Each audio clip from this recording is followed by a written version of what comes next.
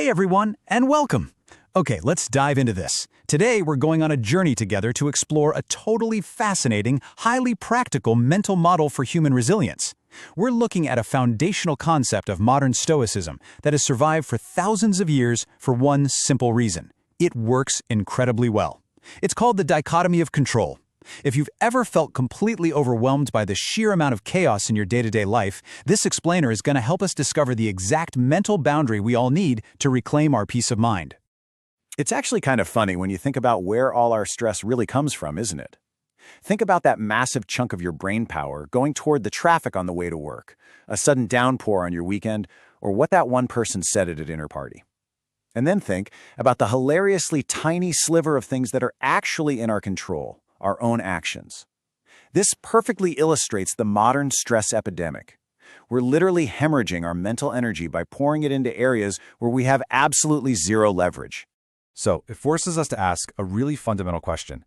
Why do we spend so much energy trying to control the uncontrollable? I mean, we all do it. We grip the steering wheel tighter, hoping the traffic will magically part.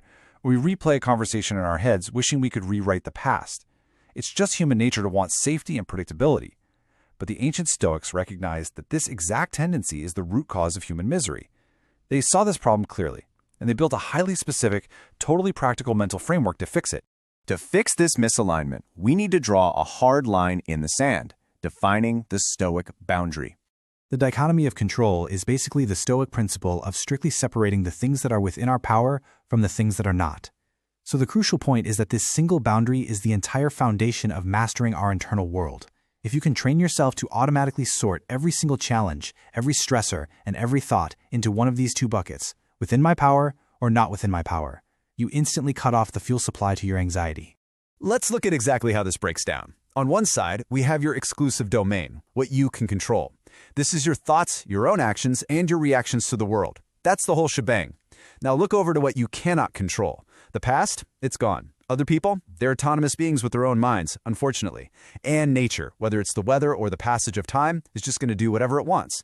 True peace comes from radically letting go of everything on the uncontrollable side and obsessively, ruthlessly focusing all your energy on what you actually can control.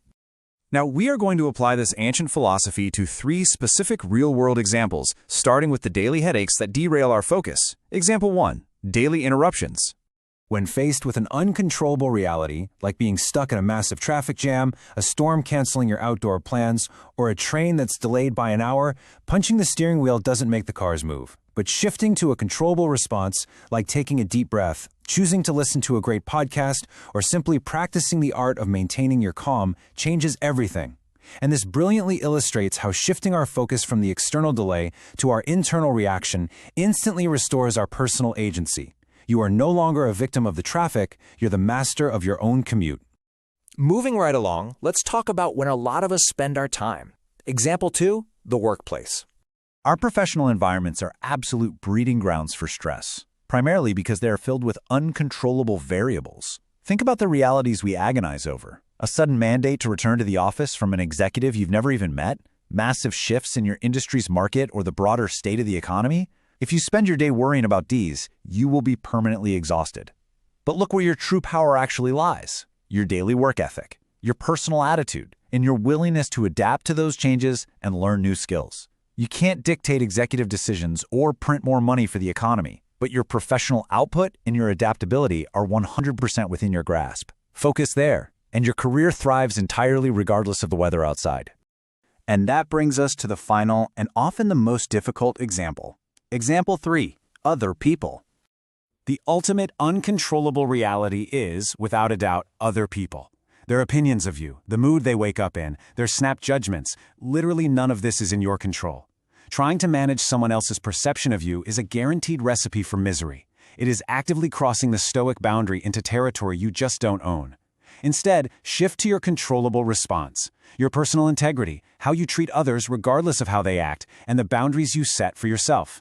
Tying your happiness to whether someone likes you is dangerous, but focusing strictly on your own integrity, that keeps you completely safe, grounded, and immune to the shifting winds of other people's opinions.